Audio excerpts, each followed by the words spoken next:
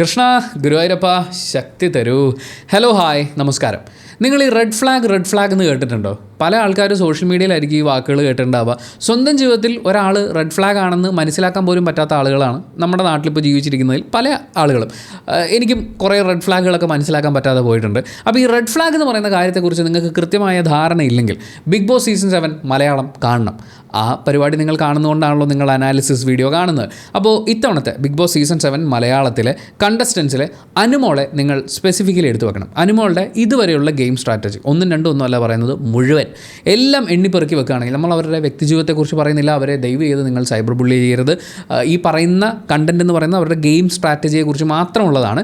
അപ്പോൾ ആ ഒരു ഗെയിം സ്ട്രാറ്റജീസ് നമ്മൾ എടുത്തു നോക്കിക്കഴിഞ്ഞാൽ ഓടി രക്ഷപ്പെട്ടോ മക്കളെ എന്ന് പറയുന്ന രീതിയിലുള്ള അത്രയും റെഡ് ഫ്ലാഗ്സ് നമുക്ക് കാണാൻ പറ്റും. എന്തായാലും അനുമോളുടെ കഴിഞ്ഞ ദിവസങ്ങളിലുള്ള അവരുടെ സ്ട്രാറ്റജീസ് വളരെ ഓവറാവുകയും വളരെ ചീപ്പസ്റ്റ് ഓഫ് ദി ചീപ്പസ്റ്റ് എന്ന് പറയുന്നൊരു നിലവാരത്തിലേക്ക് എത്തുകയും ചെയ്തതുകൊണ്ട് ബിഗ് ബോസ് അതിനെതിരെ ഒരു നടപടിയും എടുക്കാതെ അതിനേക്കാൾ ചീപ്പായി പോകുന്നു എന്ന് തോന്നിപ്പിക്കുന്നതുകൊണ്ട് ബിഗ് ബോസ് എന്ന് പറയുന്ന ഒരു ഷോ അത് നമ്മളെ എൻ്റർടൈൻ ചെയ്യിക്കുന്നതിനേക്കാൾ കൂടുതൽ ഇറിറ്റേറ്റ് ചെയ്യിക്കുന്ന ഒരു അവസ്ഥയിലേക്ക് മാറുന്നു എന്ന് തോന്നിയതുകൊണ്ട് അതിനെക്കുറിച്ച് രണ്ട് വാക്ക് സംസാരിച്ചിട്ട് നമ്മൾ ഈ ഒരു എപ്പിസോഡിനെ കുറിച്ച് സംസാരിക്കുന്നുള്ളൂ. നമ്മൾ ഇത്തവണത്തെ big boss season 7 Malayalam start ചെയ്യുന്നതിന് മുമ്പ് ലാലേട്ടൻ്റെ കുറേ ടീസർ വീഡിയോസ് വന്നിട്ടുണ്ടായിരുന്നു. അതിൽ മൂപ്പര് ജാതി തള്ളൊക്കെ ആയിരുന്നു.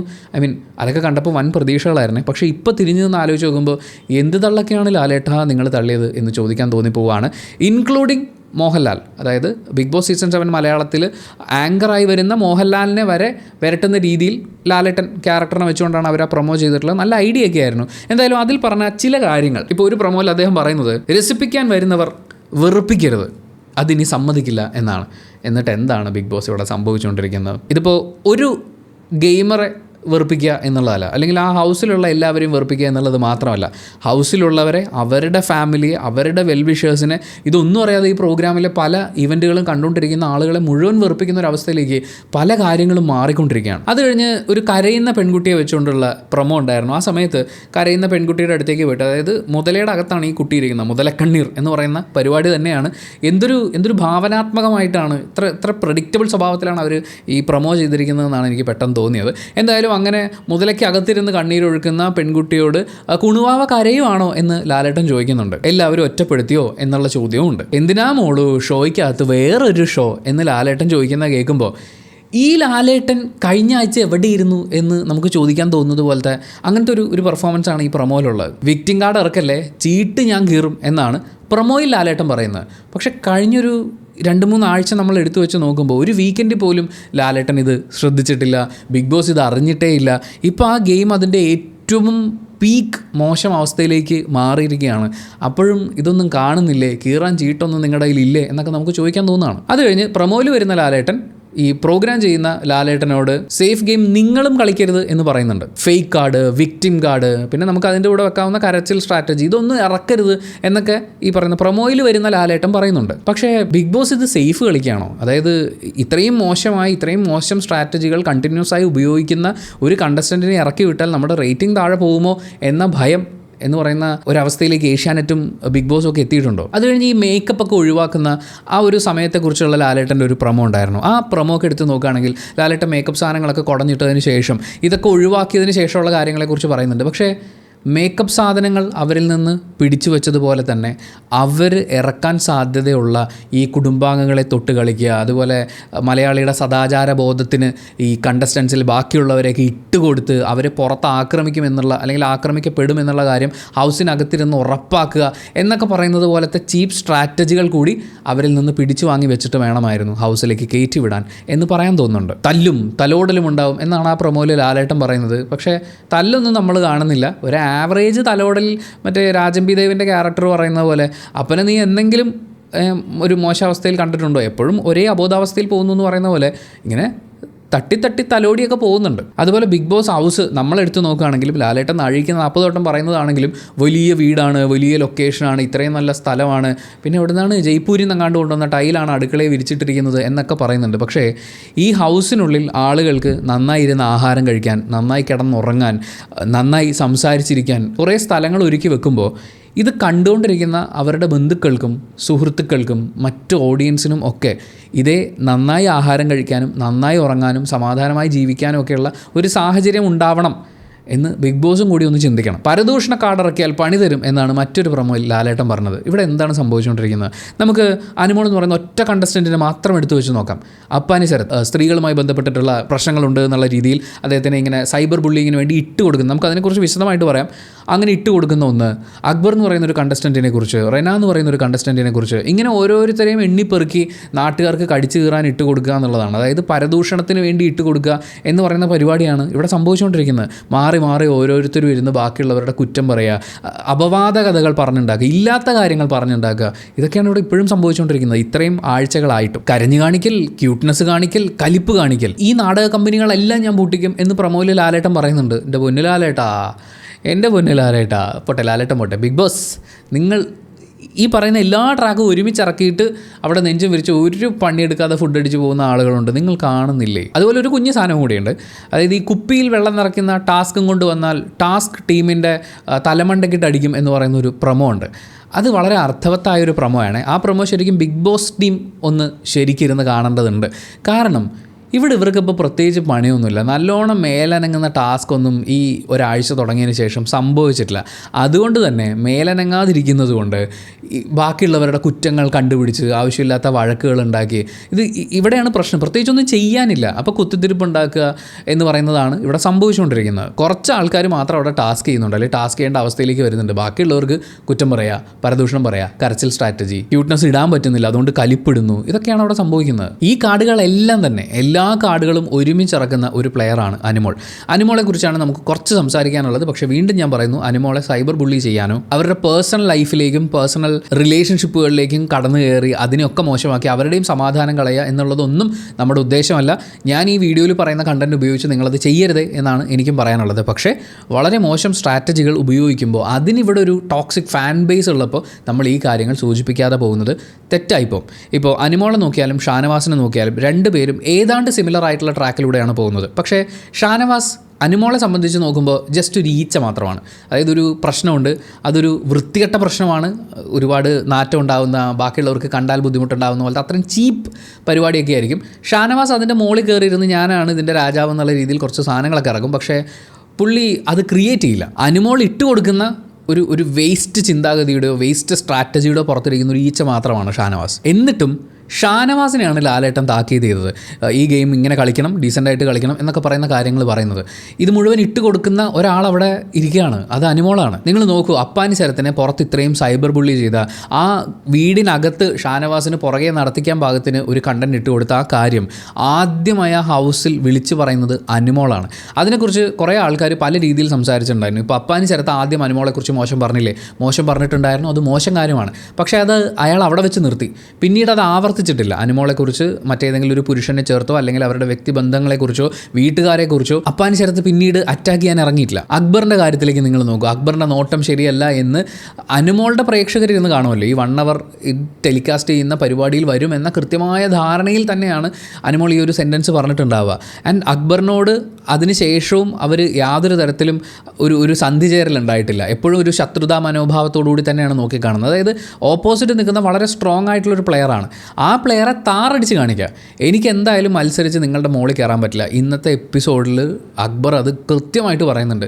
ഗെയിം കളിക്കാൻ അറിയില്ല, ഗെയിം കളിച്ച് മുകളിൽ വരാൻ പറ്റില്ല. അപ്പോൾ ചെയ്യുന്നൊരു കാര്യം, ഓപ്പോസിറ്റ് നിൽക്കുന്ന ആളെ താറടിച്ച് കാണിക്കുക, ഏറ്റവും മോശവും വൃത്തികെട്ടവനുമായി കാണിക്കുക, പുറത്തുള്ളവർക്ക് ആക്രമിക്കാൻ ഇട്ട് കൊടുക്കുക. റെനയുടെ കാര്യത്തിലേക്ക് വരുമ്പോൾ നേരെ റെനയുടെ ഫാമിലിയിലേക്കാണ് കയറുന്നത്.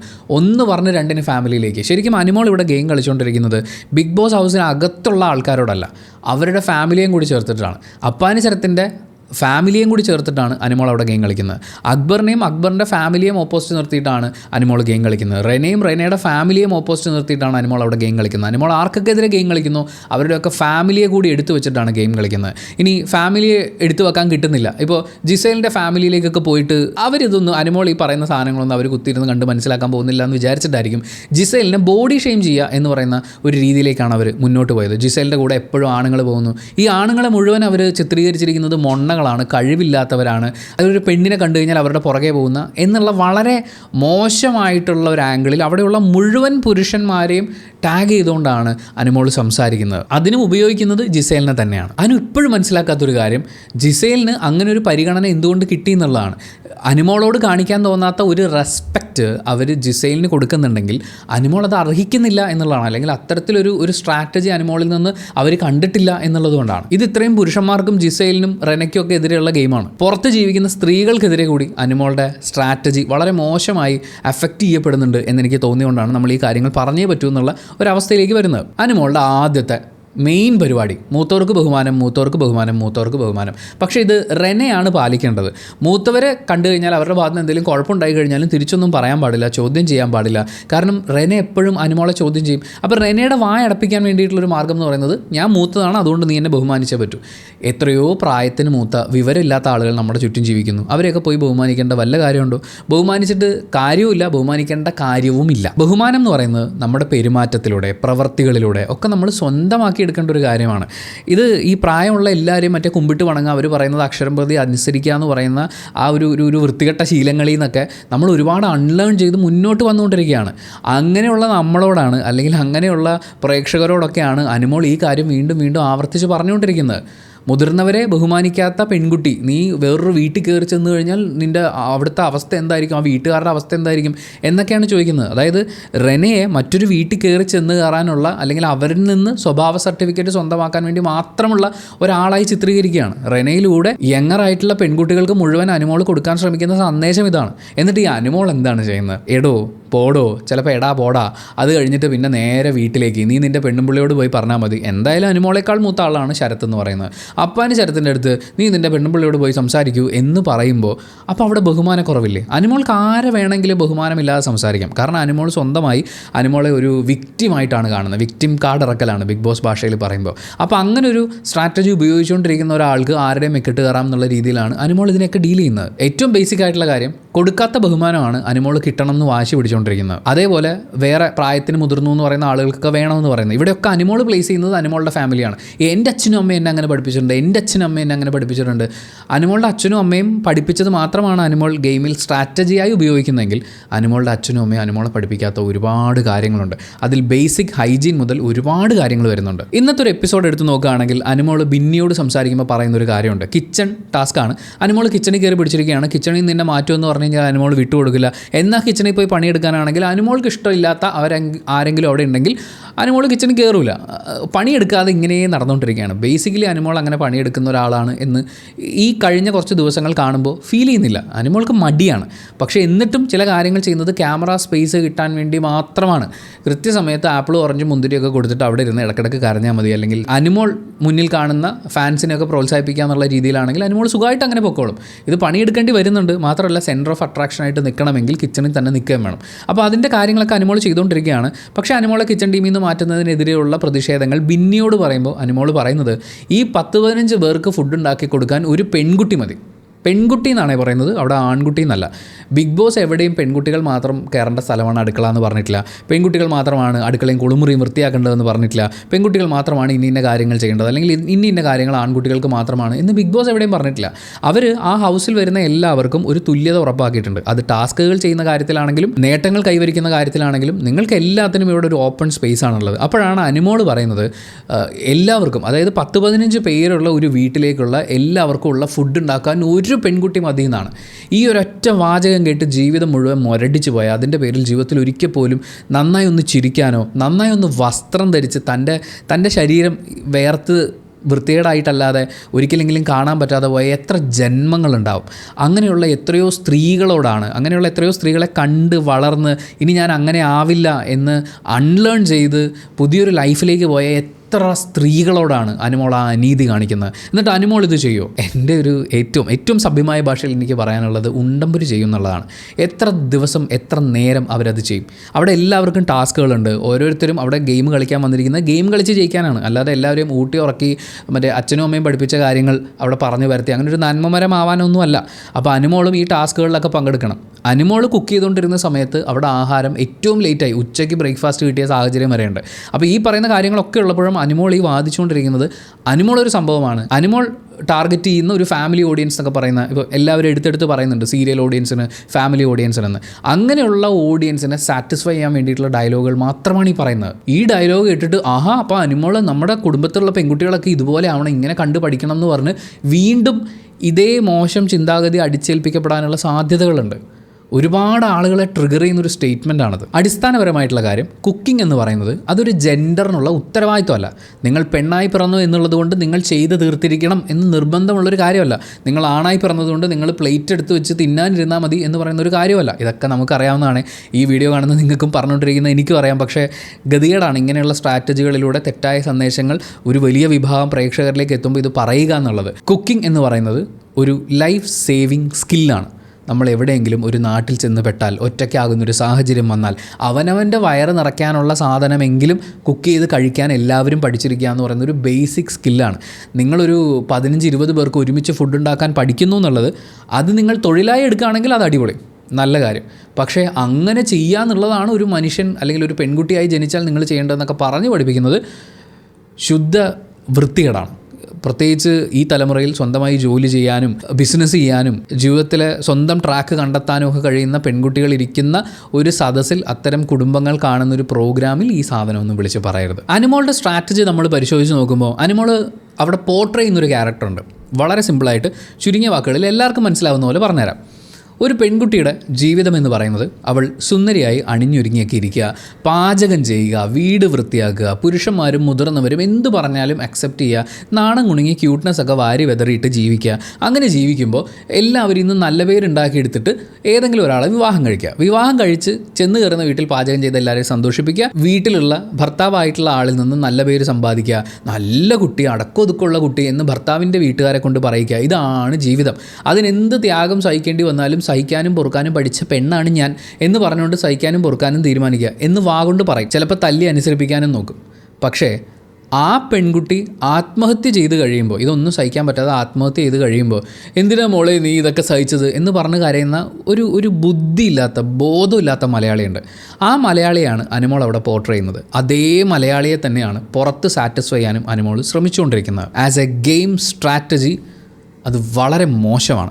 നിങ്ങൾ റെനയെക്കുറിച്ച് അനുമോൾ പറയുന്ന കാര്യങ്ങൾ ശ്രദ്ധിച്ച് നോക്കൂ. റെനെ മറ്റേ വീട്ടുകാർ പഠിപ്പിച്ചിട്ടില്ല, അല്ലെങ്കിൽ ബഹുമാനിക്കാൻ പഠിപ്പിച്ചിട്ടില്ല എന്നൊക്കെ പറയുന്നതിൻ്റെ കൂടെ നീ ചെന്ന് കയറുന്ന വീട്ടിൽ അല്ലെങ്കിൽ അവിടെയുള്ള വീട്ടുകാർ എന്നൊക്കെ പറഞ്ഞ് റെനയെ പേടിപ്പിക്കാൻ ശ്രമിക്കുകയാണ്. അതായത് ഒരു പെൺകുട്ടി കല്യാണം കഴിച്ച് ചെന്ന് കയറാൻ പോകുന്ന വീട്ടിലെ ആൾക്കാരുടെ സ്വഭാവ സർട്ടിഫിക്കറ്റ് സമ്പാദിക്കാനാണ് ജീവിക്കുന്നതെന്നാണ് ആ പറയുന്നത്. ആ സ്വഭാവ സർട്ടിഫിക്കറ്റ് കിട്ടിയിട്ട് ഇപ്പോൾ എന്താണെന്നറിയോ, ഒരു കുലസ്ത്രീ ഇമേജ് പോർട്രേ ചെയ്യാൻ ശ്രമിക്കുന്ന ഒരു കണ്ടസ്റ്റൻറ്റിൻ്റെ അടുത്ത് ഇത് പറയുകയാണെങ്കിൽ അവർ പെട്ടെന്നൊന്ന് പേടിക്കും. അയ്യോ, ഞാനും കല്യാണം കഴിച്ച് ചെന്ന് കയറാൻ പോകുന്ന വീട്ടിൽ എനിക്ക് മോശം പേരായിരിക്കും എന്നൊക്കെ ഈ ചേച്ചി പറഞ്ഞുകൊണ്ടിരുന്നാൽ ഞാൻ ഇനി കെട്ടാൻ പോകുന്ന ആളെന്ത് വിചാരിക്കും, കെട്ടാൻ പോകുന്ന വീട്ടുകാരെന്ത് വിചാരിക്കും എന്നൊക്കെ അവർ ചിലപ്പോൾ പേടിച്ചേക്കാം. റെന അതൊന്നും കണ്ട് പേടിക്കില്ല. റെനയെ സംബന്ധിച്ച് അവർ സ്വന്തം കാലിൽ 19-ാം വയസ്സിൽ ഇൻഡിപെൻഡൻ്റായി ഇത്രയും വലിയൊരു ഷോയിലേക്ക് വന്നിരിക്കുന്ന, തനിക്ക് പറയാനുള്ള എല്ലാ കാര്യങ്ങളെയും ഉറച്ച ശബ്ദത്തിൽ ഉറക്കെ പറയുന്ന ഒരാളാണ് റെന എന്ന് പറയുന്നത്. അങ്ങനെയുള്ള ഒരാൾക്ക് ചെന്ന് കയറുന്ന വീട്ടിൽ നിന്ന് സ്വഭാവ സർട്ടിഫിക്കറ്റ് കിട്ടിയിട്ട് വേണ്ട ജീവിക്കാൻ. അതുകൊണ്ടാണ് ആ ഡയലോഗ് പറയുമ്പോൾ റെന തളർന്നു പോകാത്തത്. പക്ഷേ ഈ സ്ട്രാറ്റജി ഉപയോഗിച്ചാൽ തളരാൻ സാധ്യതയുള്ള പെൺകുട്ടികൾ നമ്മുടെ നാട്ടിലുണ്ട്. അത് മനസ്സിലാക്കിക്കൊണ്ട് തന്നെയാണ് ഒരു പെൺകുട്ടിയെ ടാർഗറ്റ് ചെയ്ത്, എന്ന് വെച്ചാൽ ഇപ്പോൾ ഇതേ ഡയലോഗ് ഒരു പുരുഷനാണ് പറഞ്ഞെങ്കിൽ ഇതുകൊണ്ട് ഒരു വലിയ പ്രശ്നമായിരുന്നു. അനുമോൾ ഇത് പറയുന്നതെന്ന് വെച്ചാൽ ഞാൻ ഇങ്ങനെ ഒരു ക്യാരക്ടറാണേ എന്ന് വിളിച്ചു പറയുകയും അതിനോടൊപ്പം അതെ അവൾ അങ്ങനെയല്ല എന്ന് പറഞ്ഞുകൊണ്ട് പുറത്ത് സൈബർ ബുള്ളി ചെയ്യാൻ ഇട്ട് കൊടുക്കുക, അവരുടെ പേഴ്സണൽ ലൈഫ് പുറത്തിറങ്ങിയാൽ ബാധിക്കും എന്ന് ഇവിടെ ഇരുന്ന് ഭീഷണിപ്പെടുത്തുക. ഷാനവാസ് ഈ കാര്യം ചെയ്തപ്പോൾ ലാലേട്ടൻ അതിനെ എതിർത്തിട്ടുണ്ടായിരുന്നു. അനുമോൾ ഇത് തന്നെയാണ് ചെയ്തത്. പുറത്തിറങ്ങിയാൽ നിൻ്റെ ജീവിതം കുട്ടിച്ചോറാം. ഇപ്പോൾ ഇങ്ങനെയുള്ള ഡയലോഗ് പറയുന്ന സമയത്ത് കുറച്ച് കഴിയുമ്പോൾ പറയുന്ന പേടിക്കുകയാണെങ്കിൽ അനുമോളോട് എന്നിട്ട് പറയും, അയ്യോ ചേച്ചി ഇങ്ങനത്തെ കാര്യങ്ങളൊക്കെ നിങ്ങൾ ഇങ്ങനെയൊക്കെ പറയുന്നത്, നിങ്ങൾക്ക് ഗെയിം മര്യാദയ്ക്ക് കളിച്ചാൽ പറയും. അപ്പോൾ അനുമോൾ പറയും, ഞാനിങ്ങനെ പറയും, നിനക്ക് വേണ്ടതാണ് നീ എൻ്റെ മെക്കിട്ട് കയറായിരിക്കുക, ശരി ഞാൻ നിങ്ങളുടെ മെക്കിട്ട് കയറുന്നില്ല. അതോടെ അനുമോൾ സേഫാം. ഈ പറയുന്ന റെനെ പോലൊരു കണ്ടസ്റ്റൻറ്റിൻ്റെ അടുത്ത് ഗെയിം കളിച്ച് പിടിച്ച് നിൽക്കാൻ പറ്റാത്ത, അവരെ അടിച്ചമർത്താൻ ശ്രമിക്കുന്ന ഒരു വൃത്തികെട്ട സ്ട്രാറ്റജിയാണ് ഇവിടെ ഇറക്കിക്കൊണ്ടിരിക്കുന്നത്. പക്ഷേ റെനയുടെ അടുത്ത് അത് നടക്കില്ല.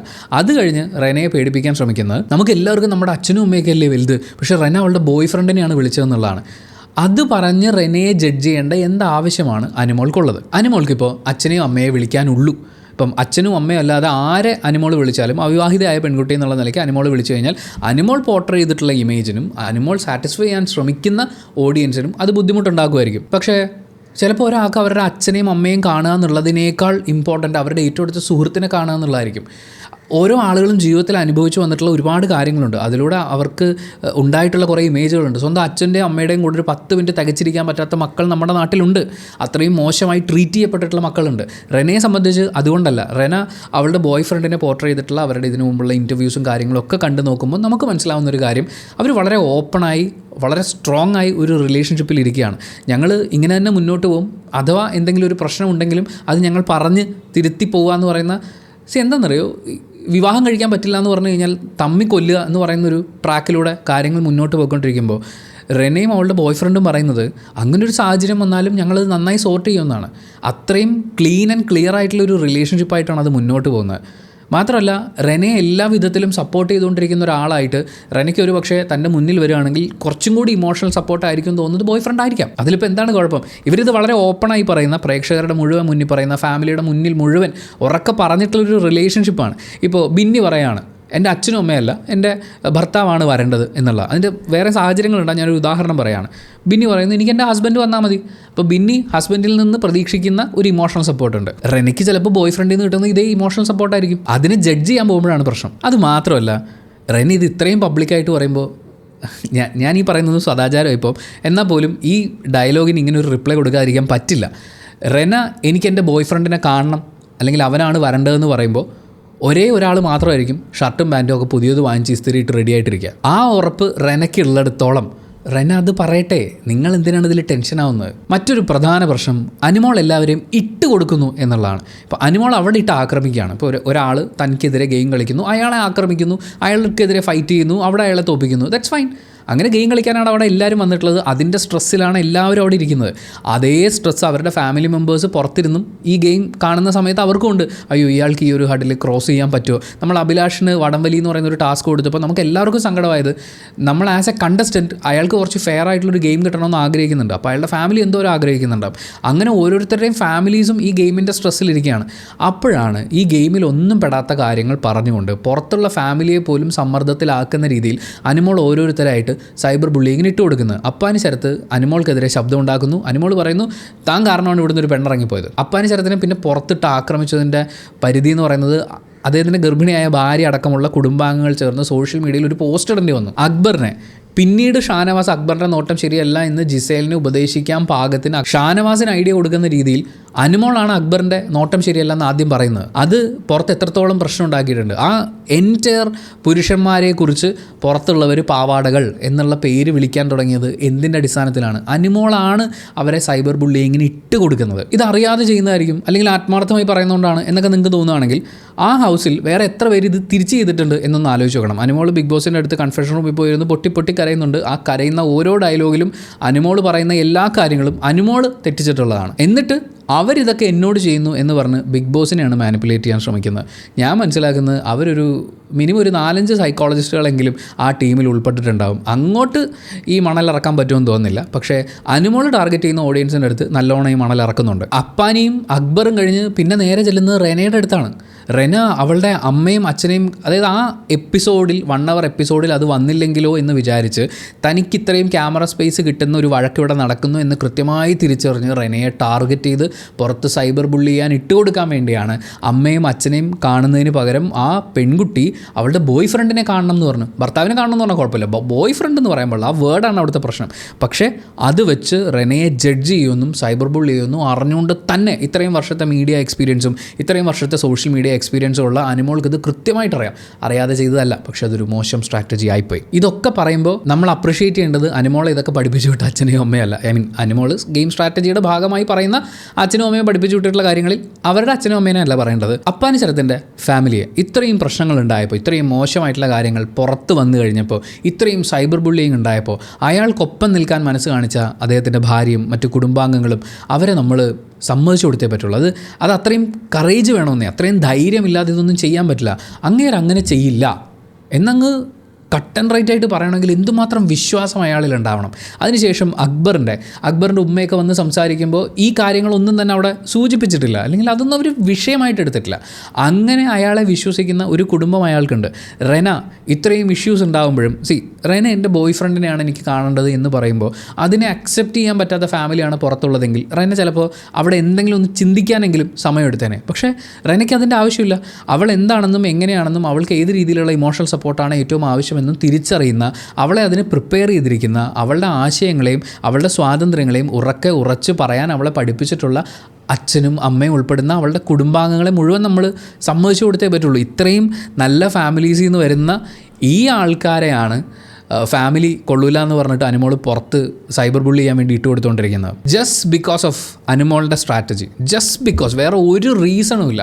അനുമോളുടെ ഈ സ്ട്രാറ്റജി ഒന്നുകൊണ്ട് മാത്രം നമ്മൾ എൻജോയ് ചെയ്ത് കാണേണ്ട ഒരു ഗെയിം റിയാലിറ്റി ഷോ ഇപ്പോൾ ഇറിറ്റേറ്റിംഗ് ആയിട്ടാണ് കണ്ടുകൊണ്ടിരിക്കുന്നത്. നിങ്ങളൊന്ന് ആലോചിക്കുക, ഉച്ചയ്ക്ക് ഭക്ഷണം കഴിച്ച പാത്രം വൈകിട്ട് 5 മണിയായിട്ടും കഴുകാതെ വാശി പിടിച്ചിരിക്കുന്ന ഒരാൾ ആ എൻ്റർ ഹൗസ് നാറ്റിക്കുകയാണ്, എല്ലാവരെയും അസ്വസ്ഥമാക്കിക്കൊണ്ടിരിക്കുകയാണ്. എന്തിന്? ഈ പറയുന്ന ചീപ്പ് സ്ട്രാറ്റജികൾ ആൾക്കാരിലേക്ക് എത്തിക്കാൻ വേണ്ടി മാത്രം. അനുമോളുടെ ഇത്രയും പ്രശ്നങ്ങൾ പറയുമ്പോൾ അനുമോൾക്കെതിരെയും അവിടെ മോശമായിട്ടുള്ള ചില സ്റ്റേറ്റ്മെൻറ്റുകൾ ഉണ്ടാകുന്നുണ്ട്. അതും നമ്മൾ എതിർക്കേണ്ടത് തന്നെയാണ്. ഇപ്പോൾ അനുമോളും ആര്യനും കൂടി ഇരുന്ന് സംസാരിക്കുമ്പോൾ റെന ജിസേലും അതുപോലെ തന്നെ അപ്പാനി ശരത്തും ഒക്കെ ഇരിക്കുന്ന ഒരു സ്പേസിലിരുന്ന് പറയുന്നുണ്ട് അവരൊരു ലവ് സ്ട്രാറ്റജി വർക്ക് ചെയ്തുകൊണ്ടിരിക്കുകയാണ് എന്നുള്ളത്. അങ്ങനെ ജഡ്ജ് ചെയ്യാൻ പാടില്ല. അവരങ്ങനെ ഒരു ലവ് സ്ട്രാറ്റജി ആണെങ്കിൽ പിന്നീടുള്ള ദിവസങ്ങളിൽ അത് ഒന്നുകൂടി തെളിഞ്ഞു വരട്ടെ. അല്ലാതെ രണ്ടുപേരിരുന്ന് വർത്തമാനം പറയുമ്പോൾ അവർ പ്രേമത്തിൻ്റെ സ്ട്രാറ്റജി ഇടുകയാണ് എന്ന് പറയുന്നത് നല്ല കാര്യമായിട്ട് എനിക്ക് തോന്നുന്നില്ല. പക്ഷേ പറയാനുള്ളത് ലാലേട്ടനോടാണ്. ഈ പ്രൊമോയിലൊക്കെ വന്ന് ഇത്രയൊക്കെ അഭിനയിച്ച് പോയതല്ലേ, ഇത്രയും ഡയലോഗൊക്കെ പറഞ്ഞതല്ലേ. ബിഗ് ബോസ് ഷോയിൽ എന്തായാലും ലാലേട്ടന് സവിശേഷമായ ചില അവകാശങ്ങളുണ്ടായിരിക്കും. ഇത്രയും മോശം സ്ട്രാറ്റജിയിൽ ഗെയിം കളിക്കുന്ന, ഇത്രയും മോശമായി ഗെയിമിനെ ബാധിക്കുന്ന, ഇത്രയും മോശമായി പ്രേക്ഷകരെയും ഗെയിമിലെ മറ്റ് കണ്ടസ്റ്റൻസിൻ്റെ പേഴ്സണൽ ലൈഫിനെയും ഫാമിലിയെയും ബാധിക്കുന്ന മോശം സ്ട്രാറ്റജികളെ പറഞ്ഞൊതുക്കിയേ പറ്റുള്ളൂ. മിനിമം ഒരു വാണിംഗ് എങ്കിലും, എന്നെ സംബന്ധിച്ച് വാണിംഗ് അല്ല, അതിനു മുകളിൽ ശിക്ഷിക്കപ്പെടണം എന്ന് പറയുന്നൊരു കാര്യം തന്നെയാണ് പറയാനുള്ളത്. ബാക്കി എല്ലാവരെയും ബുദ്ധിമുട്ടിലാക്കുന്ന രീതിയിൽ ഇപ്പോൾ ഒരു ഒറ്റയാൾ പോരാട്ടം വിപ്ലവം എന്നൊക്കെ പറയുന്നത് നമുക്ക് മനസ്സിലാക്കാം. പക്ഷേ ഇത് അതൊന്നുമല്ല. ഇത് വളരെ ചീപ്പായിട്ടുള്ള, തനിക്ക് ഇമ്പോർട്ടൻസ് തരുന്നില്ല ഇവിടെയുള്ളവർ എന്നൊക്കെ പറയുന്നത് കേൾക്കുമ്പോഴുള്ള ബുദ്ധിമുട്ടാണ്. ജിസേലിൻ്റെ ചുറ്റും ആണുങ്ങളൊക്കെ ഇങ്ങനെ ഇരിക്കുന്നു, നാണമില്ലാത്തവന്മാർ, ഉളുപ്പില്ലാത്തവന്മാർ എന്നൊക്കെ പറഞ്ഞിട്ട് അനുമോളുടെ ചുറ്റും 3-4 പുരുഷന്മാർ വന്നിരുന്ന് ഞങ്ങൾ നിൻ്റെ ഒപ്പം എന്ന് പറയുമ്പോൾ അനുമോൾ വളരെ ഹാപ്പിയാണ്, ചിരിച്ച മുഖമാണ്. അനുമോളുടെ ഏറ്റവും ബ്രൈറ്റസ്റ്റ് ഫേസ് നമുക്ക് കാണാൻ പറ്റുന്നത് ഈ എപ്പിസോഡിൻ്റെ അവസാനമാണ്. എല്ലാവരും വന്നിരുന്ന് അനുമോളെ ഞങ്ങൾ കൂടെ ഉണ്ട് എന്നൊക്കെ പറയുമ്പോൾ ആ ഒരു സന്തോഷത്തിന് വേണ്ടിയിട്ടാണ്. ഇതേ കാര്യം ജിസേൽ കിട്ടുമ്പോൾ ഉണ്ടാകുന്ന ബുദ്ധിമുട്ടാണ് അനുമോൾ ഇത്രയും ദിവസം അവിടെ നിന്ന് അവരുടെ ഗെയിം സ്ട്രാറ്റജി ആയിട്ട് നമ്മുടെ മുന്നിൽ പെർഫോം ചെയ്യുന്നത്. അപ്പോൾ ഇത്തരം മോശം കളി ഇനി കളിക്കല്ലേ, ഇത്രക്ക് തരം താഴല്ലേ എന്ന് പറയാനുള്ള മിനിമം ഒരു സാധനമെങ്കിലും ലാലേട്ടൻ്റെ ഭാഗത്തുനിന്നോ ബിഗ് ബോസിൻ്റെ ഭാഗത്തുനിന്നോ ഏഷ്യാനെറ്റിൻ്റെ ഭാഗത്തുനിന്നോ ഒക്കെ വെറുതെ പ്രതീക്ഷിക്കുകയാണ്. ഉണ്ടാവുമെന്നറിയില്ല. ഉണ്ടാവുകയാണെങ്കിൽ അതൊരു വലിയ കാര്യം. ആൻഡ് ഇതൊക്കെ വെച്ചുകൊണ്ട് മറ്റ് പ്ലേയേഴ്സിനെ ജഡ്ജ് ചെയ്യരുത് എന്നുകൂടി ഇതിനോടൊപ്പം ചേർത്ത് വെക്കുകയാണ്. വീണ്ടും പറയുന്നു, ഇത് ഗെയിം സ്ട്രാറ്റജിയെക്കുറിച്ചാണ് പറഞ്ഞത്, വ്യക്തികളെക്കുറിച്ചല്ല. നമ്മളങ്ങനെ പറയുമോ?